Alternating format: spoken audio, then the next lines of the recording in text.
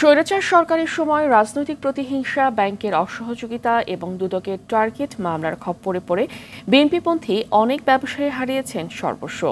অর্থনীতির চাকা সচল করতে এসব ব্যবসায়ীদের পাশে দাঁড়াতে দ্রুত সরকারকে পদক্ষেপ নেওয়ার আহ্বান জানিয়েছেন বিএনপির স্থায়ী কমিটির সদস্য আমির খসরু মাহমুদ চৌধুরী। বাংলাদেশ ব্যাংকের গভর্নর বলছেন, ক্ষতিগ্রস্ত ব্যবসায়ীদের প্রতিকারে একটি সেল খোলা হয়েছে। খান আলামিনের রিপোর্টে থাকছে বিস্তারিত। বছর শেষের খুশি নগদে হবে বেশি। নগদ পেমেন্টে নির্দিষ্ট ক্যাটাগরির কেনাকাটায় ৩০০ টাকা পর্যন্ত ক্যাশব্যাক। দিগন্ত বিস্তীর্ণ শেড, পাখির চোখ ছাড়া দৃষ্টিসীমার বাইরে এপাশ ওপাশ। দেখে মনে হতে পারে হাজার হাজার মানুষের কর্মযজ্ঞ চলছে ভেতরে। বাস্তবতা ঠিক তার উল্টো। চারপাশে কেবল শুনশান নীরবতা, যেন পরিত্যক্ত কোনো জনপদ। নীলফামারীর বিভিন্ন উপজেলায় নীলসাগর গ্রুপ নামে একটি প্রতিষ্ঠান এমন ৬টি কারখানা গড়ে তোলে, যেখানে প্রতিদিন ৫ লাখের বেশি ডিম উৎপাদন হতো। মুরগির বাজারেও স্বস্তি ধরে রাখতে প্রতিষ্ঠানটি গড়ে তুলেছিল বেশ কয়েকটি ফার্ম। সবগুলোই এখন মন খারাপের এক একটি উপাখ্যান। হইতে সাইড আছে, এখানে আছে ১ নম্বর গেট, হচ্ছে ২ নম্বর গেট। ২ নম্বর গেটে ছিল আমাদের মুরগির ক্যাপাসিটি ৩৫,০০০, আর এখানে ছিল প্রায় ৫০,০০০-এর মতো। এই ৩৫,০০০ এবং ৫০,০০০ দুটাই অ্যাটাচড হয়ে আমাদের ইয়েতে আসতো আর কি, হ্যাচারিতে আসতো। এখানে আমাদের ডিমের ক্যাপাসিটি ছিল প্রায় ১০ লাখের মতো। মানে সপ্তাহে আমাদের বাচ্চা বাইর হইতো ৫ লাখের মতো আর কি, আমাদের বাচ্চা হইতো বাইরে। এটা ছিল নীলসাগর অ্যাগ্রোয়ের লেয়ার ফার্ম আর কি। লেয়ার ফার্মে এখানে ডিম উৎপাদন করা হইতো, দৈনিক ৪০,০০০ ডিম উৎপাদন করা হইতো। বছর শেষের খুশি নগদে হবে বেশি। নগদ পেমেন্টে নির্দিষ্ট ক্যাটাগরির কেনাকাটায় ৩০০ টাকা পর্যন্ত ক্যাশব্যাক। আমাদের প্রায় ৯৬,০০০ মেল ফিমেল মুরগি ছিল। পিক যখন প্রোডাকশন, তখন আমরা প্রায় প্রতিদিন এরকমও গেছে যে ৮০-৮৫,০০০ ডিম পার ডে পাইছি। আমাদের হ্যাচিং আছে ৩টা, ওইখানে ডিমগুলো চলে যেত। কিন্তু করোনার পরে যখন আমি বন্ধ হয়ে গেল, তখন তো এই যে লোকগুলোর কর্মসংস্থানের একটা সমস্যা তৈরি হয়ে গেল। ওয়ার্কার, স্টাফ এবং সিকিউরিটি গার্ড মিলে ছিল ৫০০ জনের মতো।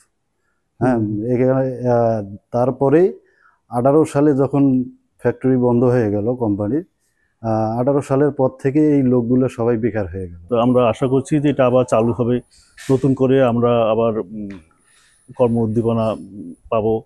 এলাকার লোকজনও এখানে কিছু কাজকর্ম করবে। তারা অবশ্য অনেকেই জিজ্ঞেস করেন যে এটা কবে চালু হবে, আমরা এই অপেক্ষায় আছি। বিগত স্বৈরাচার সরকারের রাজনৈতিক প্রতিহিংসা, ব্যাংকের অসহযোগিতা এবং দুদকের টার্গেট মামলার খপ্পরে পড়ে উত্তরের জনপদে গড়ে তোলা এই কর্মযজ্ঞ একসময় চাঞ্চল্য হারায় বলে জানান প্রতিষ্ঠানটির প্রধান। বিগত লম্বা সময় আমরা কোনো ধরনের রাষ্ট্রীয় প্রতিষ্ঠানগুলো বা আর্থিক প্রতিষ্ঠানগুলো থেকে আমরা কোনো সহযোগিতা পাইনি। পাশাপাশি মিথ্যা মামলা, হামলা, এই সমস্ত জিনিস আমাদের এখানে করা হয়েছে আর কি। চাঁদাবাজি, এসব জিনিস আমাদের উপরে চাপায় দেওয়ার কারণে আমরা বিভিন্ন সময় এই বিগত সময়ে আমরা আমাদের ব্যবসা প্রতিষ্ঠানগুলো নিয়ে চরম ভোগান্তির আসলে শিকার হয়েছি। আমাদের যেমন আমাদের পরিবারে আমরা ১০,০০০ মানুষের কর্মসংস্থান আমাদের এই পরিবারগুলোতে রয়েছে। এত বড় একটা প্রতিষ্ঠান চালানোর জন্য আসলে রাষ্ট্রীয় যদি শত্রু মনোভাবাপন্ন এই দৃষ্টিতে তাকায়, তাহলে সত্যি এটা নিয়ে আগানো একটা কঠিন কাজ আর কি আমাদের জন্য। এখন আমরা আশা করি যে এই সরকার একটি ন্যায় বিচার প্রতিষ্ঠা করবে এবং কর্মসংস্থানগুলোকে ধরে রাখার স্বার্থে, দেশের উন্নয়নের স্বার্থে, অর্থনীতির স্বার্থে আমরা যতটুকু সহযোগিতা ডিজার্ভ করি, সেইটুকু সহযোগিতা আমরা এই সরকারের কাছ থেকে পাবো।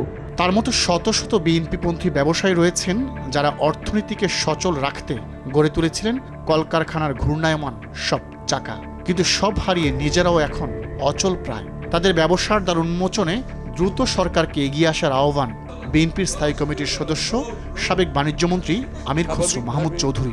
যাদের কারণে ক্ষতিগ্রস্ত হয়েছে তাদের বিচার করতে হবে। যারা ক্ষতিগ্রস্ত হয়েছে তাদেরকে যাতে পুনর্বাসন করা যায়, ব্যবসা বাণিজ্যে তাদের মিল কারখানা চালানোর জন্য, তাদের আর্থিক ব্যবস্থা যাতে ভেঙে পড়েছে সহযোগিতা করার জন্য, এটা তো ব্যবস্থা করতেই হবে আপনাকে। বাংলাদেশ ব্যাংকের গভর্নরও এমন ব্যবসায়ীদের প্রতি সহানুভূতিশীল। বললেন, তাদের প্রতিকারে একটি সেল খোলা হয়েছে, যেখানে অভিযোগ দিতে পারবেন ব্যবসায়ীরা। এখনকার যে বর্তমান রাজনৈতিক প্রেক্ষাপট, তাতে তো তারা সরকার ব্যাংকের কাছে যে বলতেই পারে যে আমাকে এই কারণেই হয়েছে, আমাকে অব্যাহতি দেওয়া হোক এবং আমাকে নর্মালাইজ করে ফেলা হোক। এটা তো আমরা এনকারেজ করবো ব্যাংকগুলোকে, যে তাদের যাদের এবং দ্বিতীয়ত আমি বলবো যে বাংলাদেশ ব্যাংকেরও একটা সেল আছে আমাদের এখানে। যদি কেউ মনে করে যে সে ন্যায্য দাবি তার হচ্ছে না, সে সেবা পাচ্ছে না বা পাচ্ছে না, বাংলাদেশ ব্যাংকে কমপ্লেন করতে পারে এবং অ্যাড্রেস দোজ কনসার্নস, সেটা আছে আমাদের।